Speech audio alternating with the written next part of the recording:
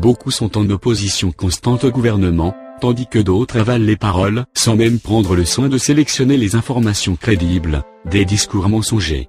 Le plus dur étant bien sûr de trouver le juste milieu entre ces deux extrêmes. Anonymous est en grande majorité antisioniste, ce qui devrait nous rassembler dans une même lutte. Malheureusement certains de tes propos ambigus nous laissent un doute. L'affaire sur la quenelle est finalement plus complexe qu'elle en a l'air. Certains voient ce geste comme une provocation antisioniste, voire antisémite, car ce geste est quasiment toujours associé à la religion juive ou aux juifs directement. D'autres le voient comme de l'humour pur et simple. Et pour finir, d'autres associent ce geste au mécontentement du peuple vis-à-vis de son gouvernement, une réplique anti-système. Il semblerait que tout le monde ne marche pas sous le même drapeau, que tout le monde ne tend pas le bras pour les mêmes raisons.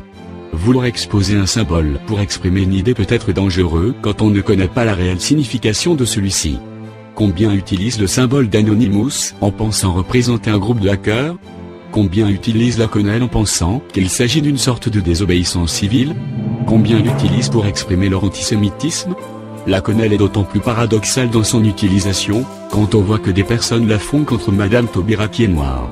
Dieudonné, n'étais-tu pas censé te battre contre le racisme?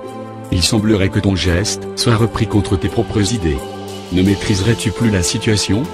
Trouves-tu normal que des personnes fassent le geste que tu as initié, devant des camps de concentration à Auschwitz?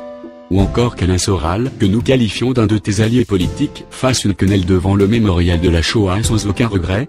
Nous ne pourrions bien sûr pas te reprocher les actions faites par d'autres personnes, si ce n'est que tu as félicité et même remercié les personnes faisant des quenelles, sans jamais renier les quenelles excessives. Pourrait-on croire que tu penses la même chose qu'eux? Ton action semble en effet davantage tournée vers la politique et non vers un réel one-man show. Pratiquer l'humour noir est sans doute la chose la plus délicate. C'est un humour qui doit avoir des limites, pour rester en vigueur des lois et ne pas être perçu comme raciste, antisémite, homophobe, etc. Prenons l'exemple d'un autre humoriste, Jérémy Ferrari. Il a également un humour noir, mais n'a pas comme toi une portée politique dans ses propos. Il parle différemment dans ses sketchs et quand il est interviewé à la télévision. Il fait une différence nette entre l'humour et ses pensées. En ce qui concerne les accusations qui sont portées à ton égard, tu affirmes ne pas être nazi parce que tu es né en 1976. Quand l'on désigne les nazis, on ne désigne pas seulement les personnes ayant été sous la conduite d'Hitler, mais on évoque une idée, une idéologie. Et une idée, ça perdure dans le temps, nous sommes sans doute parmi les mieux placés pour vous affirmer que rien n'arrête une idée. C'est bien pour cela que le gouvernement prend une position ferme vis-à-vis de ceux qu'il interprète comme une apologie de la pire idéologie que le monde ait pu connaître. Au final, où te places-tu? Nazi? Humoriste?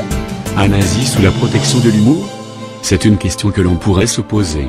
En tant qu'Anonymous, et après les opérations Palestine et Israël que nous avons réalisées, sans compter un certain antisionisme présent dans notre mouvement, il aurait été logique de nous ranger à tes côtés.